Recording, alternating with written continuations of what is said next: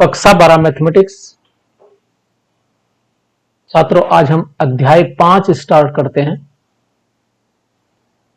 Chapter का नाम है सातत्य तथा अवकलनीयता, कंटिन्यूटी एंड डिफरेंशिएबिलिटी। तो ये हमारा चैप्टर नंबर 5 है और ये हमारी इसकी वीडियो नंबर 1।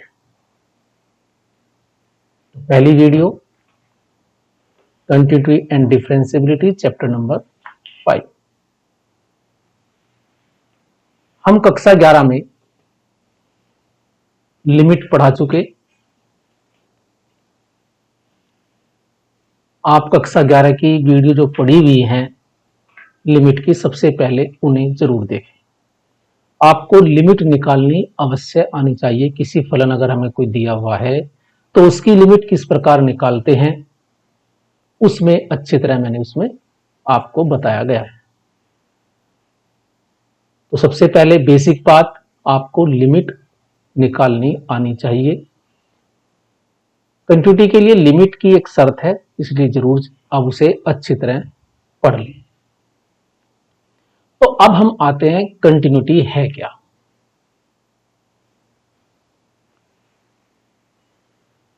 अगर हम देखें, क्योंकि यहां फलन की बात है, यदि हम कंटिन्यूटी से मतलब है कंटिन्यूस वर्ड का मतलब सतत, सततता या सातत्य वर्ड है ये, यानी लगातार। जैसे कि अगर मैं पेन को उठाऊं और ये मैं चलता चला जाऊं तो ये एक तरीके से कंटिन्यूस काम चल रहा है, यानी कंटिन्यूस कर्व है, इसमें कहीं भी ब्रेक नहीं है। यानी मैं पेंसिल को बिना उठाए यदि चलता हूं किसी ग्राफ पर, तो इसका मतलब वो कंटिन्यूस है। अब कुछ समझते हैं मैथमेटिकली से। ये तो एक जनरल व्यू था कि हमें कंटिन्यूटी प्रूफ करने के लिए क्या करना चाहिए, क्या इसकी डेफिनेशन है, इस बारे में देखते हैं। एक फलन है f(x), इसकी डेफिनेशन है x less than equal to 0, तो फंक्शन की वैल्यू 1 है। यदि कोई वैल्यू x की 0 से कम है, 0 से कम यानी नेगेटिव साइड, यानी कि इस साइड, तो फंक्शन की वैल्यू 1 है। अगर तुमसे कहा जाए कि ये x की वैल्यू -2 है एग्जाम्पल, तो इस -2 पर फलन की वैल्यू क्यों है? क्योंकि ये वैल्यू x, इधर जो पोर्शन है, ये जो हमारा लेफ्ट पोर्शन है, ये x लेस देन 0 वाला होता है, यानी 0 साइड नेगेटिव साइड। तो इस साइड जो है, इस फलन की वैल्यू क्या है? हमारी 1 है। अगर x ग्रेटर देन 0 है, अगर कोई वैल्यू x से 0 से बड़ी है, उसकी वैल्यू क्या है? 2 है। अगर हम ग्राफ को देखें ध्यान से, तो हमने ग्राफ खींचा है, -2 पर हमारे पास फलन की वैल्यू 1, इस वैल्यू पे x की घात मान लो कोई तुम्हारे पास, और हम थोड़ा सा हमने और बढ़ा दिया तो ये भी 1 और ये भी 1। और हम देखते हैं x बराबर 0 पर भी, x इक्वल टू 0 पर भी फंक्शन की वैल्यू क्या है? 1 है। यानी 0 के लेफ्ट साइड में हम कोई भी वैल्यू ले लें तो फलन की वैल्यू 1 है। या यदि हम इधर की ओर चलते हैं, x की वैल्यू की ओर, अगर हम 0 की तरफ को जाएं लेफ्ट साइड से, 0 के लेफ्ट साइड में देखो, जो पार्टीशन है कर्व का वो 0 पर है। 0 पर है ये जो वैल्यू होती है, जो हमारे पास 0 दिया, ये भी है, इसे हम पार्टीशन देख रहे हैं। कर्व का जो पार्टीशन है वो 0 पर है, तो 0 पर 1 है। तो ये 0 के जो लेफ्ट साइड में है, तो हम देखते हैं फंक्शन की वैल्यू 1 है। या हम ये कह सकते हैं कि जो लेफ्ट हैंड की जो लिमिट है इसकी, वो 1 है। अर्थात अगर हम इधर 0 के जो लेफ्ट हैंड की हम अप्रोच करें 0 की इधर x0, तो फलन किधर की ओर जाता है? हमारे पास 1 की ओर। तो यहां हमारे पास इस फलन की जो LHL है वो 1 है। अब इधर देखते हैं x ग्रेटर देन 0 पे, तो अब हमने तो कोई ये इसका अर्थ ये है कि इसमें x इक्वल टू 0 शामिल नहीं है, यानी आगे है। तो हम देखते हैं, मान लो x इक्वल टू 1, तो हमारे पास क्या ग्रेटर देन 0 है ये वैल्यू, तो फंक्शन की वैल्यू 2, ये हमने लिया 2 तो ये मान लो ये भी 2, हमने इधर 3 लिया तो ये भी 3, तो ये हमारे पास फलन हमारे पास ये हम कोई भी वैल्यू x की ग्रेटर देन 0 लें, यानी 0 के यदि हम राइट साइड में, ये राइट साइड है हमारी, 0 के राइट साइड में यदि कोई भी वैल्यू ले तो फलन की वैल्यू हमारी 2 है। या अगर हम 0 के राइट साइड से इधर से आते हैं 0 की तरफ हम, तो हम देखते हैं कि इस पर लिमिट जो हमारी जा रही है, हम x टेंस टू 0 की तरफ को जा रहे हैं और फलन हमारा जो है वो 2 की ओर जा रहा है। तो यहां हमारे पास इसकी RHL क्या है, 2 है, तो यहां लिमिट इक्वल नहीं है। इस फलन में LHL RHL बराबर नहीं है। क्या ये फलन कंटिन्यूअस है? अगर हम क्या इस पर पेन रख के इसे पेन बिना उठाए इसे बना सकते हैं? नहीं, क्योंकि यहां ब्रेक आ गया, तो इसलिए ये फलन सतत नहीं। तो एक तरीके से ये हुआ, अगर कोई फंक्शन कंटिन्यूअस है तो लिमिट LHL और RHL बराबर होनी चाहिए।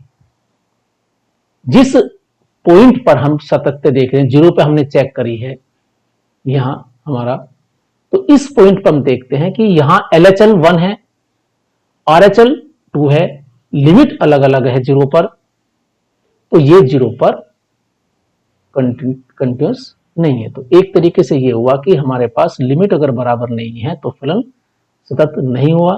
तो एक तरीके से कंटिन्यूटी के लिए लिमिट बराबर LHL और RHL बराबर होनी चाहिए, ये इसकी नेसेसरी कंडीशन। एक एग्जांपल और देखते हैं। ये जो सब कुछ ये ऐसे ही लिखा जो मैंने बोला है, सब इसमें चीज लिखी हुई है, इसे ध्यान से पढ़ ले, बुक में, टेक्स्ट बुक में है ये। अब हमारे पास फलन हम लेते हैं, दूसरा फंक्शन पे विचार करते हैं। फंक्शन हमने डिफाइन किया है, x बराबर 0 पर फलन की वैल्यू 2 है, x 0 नहीं है, 0 से बड़ा है या 0 से छोटा है, तो फलन की वैल्यू 1 है। अब हम इसका ग्राफ खींचते हैं, यह हमारा ग्राफ है, क्योंकि x अगर 0 है तो x बराबर 0 पर फलन की वैल्यू कितनी है, 2, ये वाली, ये 2 है। अगर x 0 नहीं है, या तो नेगेटिव साइड में है या पॉजिटिव साइड में, तो फंक्शन की, अगर मान लो हमारे पास x इक्वल टू 1 है तो फलन की वैल्यू 1 ही है, जिसे y इक्वल टू 1 लिखा है, ये वाला, ये वैलिड होगा, क्योंकि x 0 नहीं होना चाहिए, 0 से कम हो या ज्यादा हो। एक तरीके से देखो हम मानेंगे, एक h वैल्यू मानेंगे, h एक छोटी सी पॉजिटिव वैल्यू होती है, या तो हम 1 प्लस h ले, 1 में कोई वैल्यू जोड़ दें h, लिमिट में मैंने पढ़ाया 11 कक्षा 11 देख लेना, तो इसका अर्थ है कि ये 1 से बड़ी है, इसे हम लिखेंगे 1 प्लस, यानी 1 से कुछ छोटी सी बड़ी, स्लाइटली बड़ी। h एक स्मॉल पॉजिटिव क्वांटिटी है, तो इसे 1 प्लस लिख सकते हैं हम। ऐसे ही अगर कहीं 1 माइनस h लिखेंगे हम, तो इसका अर्थ है 1 माइनस, यानी 1 माइनस का अर्थ है 1 माइनस h। तो इसका अर्थ एक तरीके से ये हुआ, ये LHL वाला है और ये RHL है। ध्यान से देखें, अगर लिमिट ध्यान से, भाई इसे 1 प्लस, यानी हम 1 पे लिमिट फाइंड कर रहे हैं RHL, इसका अर्थ है 1 पर LHL फाइंड कर रहे हैं, तो ये इनकी, ये होता है इसकी वैल्यू बराबर, नोट कर लें इस बात को। तो हम x से कोई भी छोटी वैल्यू लें या बड़ी लें, तो उस पर फलन की वैल्यू 1 ही है। तो ये तो को ग्राफ, ये इधर भी 1 है। अब यहां ये चीज शामिल नहीं, क्योंकि x 0 पर फलन क्या है, 2 है। अगर मैं ग्राफ खींच सकता हूं? नहीं, देखो बीच में ब्रेक है, तो बिना पेन उठाए मैं ग्राफ नहीं खींच सकता, लेकिन लिमिट इक्वल है। अगर मैं इधर से चलता हूं 0 के, अगर मैं 0 पे इसकी लिमिट देखूं, तो 0 के लेफ्ट साइड में अगर मैं देखता हूं, तो फलन की किधर की हो जाता है, ये 1 की हो जा रहा है, ये वाला फलन। और अगर मैं इधर से देखता हूं, अगर मैं इधर से अप्रोच करता हूं 0 की ओर, तो देखो मैंने यहां 2 लिया तब भी 1, 1 लिया तब भी 1, तो जिधर को हम चल रहे तो फंक्शन की वैल्यू दोनों तरफ 1 ही है। इधर से LHL भी, यानी इस साइड लेफ्ट साइड वाली, राइट साइड वाली, दोनों लिमिट समान है, लेकिन फंक्शन फिर भी कंटिन्यूस नहीं है। इसका मतलब जरूरी है कुछ और भी चाहिए।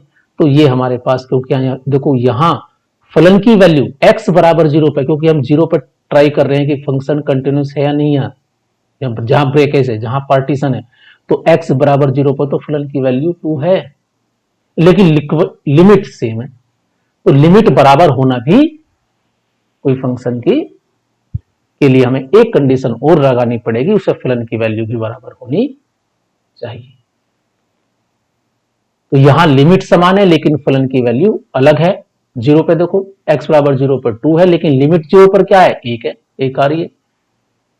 तो अब हमारी डेफिनेशन ये बनती है, ध्यान से नोट करें, हमारे पास कोई एक फलन है वास्तविक, एक fx, कोई क्वेश्चन दिया जाएगा, fx रियल वैल्यूड फंक्शन होगा। मान लीजिए f वास्तविक संख्याओं के लिए किसी उपसमुच्चय में परिभाषित एक वास्तविक फलन है, अर्थात वास्तविक संख्याओं के किसी ग्रुप पर वो परिभाषित होना चाहिए, और हमने एक पॉइंट c लिया उसके प्रांत में से। मान लीजिए f के प्रांत c एक बिंदु है जिस पे हम ये चेक करना चाहते हैं कि इस c बिंदु पर फलन सतत है या सतत नहीं, यानी कंटिन्यूस है या कंटिन्यूस नहीं। तो उसके लिए हमें c पर, बिंदु c पर क्या निकालनी पड़ेगी, उस फंक्शन की लिमिट निकालनी पड़ेगी। लिमिट मिलनी चाहिए, LHL बराबर RHL होनी चाहिए c की, यानी लिमिट, उसकी जो लिमिट है वो फंक्शन की वैल्यू के समान होनी चाहिए। यानी c पर फंक्शन की वैल्यू, जो भी उसमें c वैल्यू पुट कर दे फंक्शन में, तो जो वैल्यू वो आएगी, और c पर लिमिट निकाले। अगर दोनों समान हैं तो हमारा फंक्शन बिंदु c पर वह सतत होगा, यानी तब f बिंदु c पर सतत है। f का मतलब हमारे पास जो फलन जो दिया, जो हमारे पास क्वेश्चन दिया है वो सतत होगा। अब ये इसका अर्थ है, ये लिमिट है, यानी लिमिट इसके, और लिमिट किसके बराबर, अगर किसी c पर LHL निकाल लें, बाएं पक्ष की सीमा और दाएं पक्ष की सीमा निकाल लें, तो उनका अस्तित्व, एग्जिस्टेंस होना चाहिए, वे हमें मिलनी चाहिए, और कैसे होनी चाहिए, दोनों बराबर ही होनी चाहिए। तो ये चीज लिखा है विस्तृत रूप से, x बराबर c पर बाएं पक्ष की सीमा, दाएं पक्ष की सीमा तथा फलन का मान, तीनों चीज यदि अस्तित्व में है और ये सभी तीनों एक दूसरे के बराबर है, LHL बराबर RHL और बराबर FC, यदि ये है LHL निकाल लें हम इस पर c पर, तो यहां c माइनस कर ले, इसे लिखेंगे limit fx x tends to c minus कर, मतलब c पर LHL, अगर यहां प्लस लगा देंगे बराबर होनी चाहिए, बराबर limit x tends to c ऊपर प्लस पॉजिटिव fx बराबर fc। तो LHL बराबर RHL, तभी लिमिट एग्जिस्ट होती है, तभी हम कहेंगे c पर लिमिट एग्जिस्ट करती है। ये दोनों बराबर है तभी हम इस चीज को लिखते हैं। और ये तीसरी वैल्यू, तो तीन वैल्यू तुम्हें निकालनी पड़ेगी। x बराबर c पर LHL निकालें, x बराबर c पर RHL निकालें। सबसे पहली कंडीशन दोनों बराबर होनी चाहिए, लिमिट एग्जिस्टेंस हो गई। आगे फिर हम लिखेंगे कि क्या x बराबर c पर फलन की वैल्यू लिमिट के समान है, वो भी बराबर होनी चाहिए, तभी फलन x बराबर c पर सतत कहलाएगा। ये सभी एक दूसरे के बराबर हों और फलन सतत कहलाएगा। इस समय यदि x बराबर c पर बाएं पक्ष और दाएं पक्ष की सीमाएं संपाती हैं, तो उनको उनकी उभयनिष्ठ क्या कहते हैं, x बराबर c पर फलन की सीमा कहते हैं, एक ही बात है। तो ये हमारे पास, अगर फंक्शन c पर लिमिट का एग्जिस्टेंस नहीं है, या फलन लिमिट तो है या फलन की वैल्यू बराबर नहीं है, तीनों चीज बराबर नहीं है, तो हम क्या कहेंगे, वह फंक्शन डिसकंटिन्यूअस है, असतत है, और सी हमारा कहलाएगा पॉइंट ऑफ डिसकंटिन्यूटी, असतत बिंदु, अर्थात इस बिंदु x बराबर c पर फलन सतत नहीं है।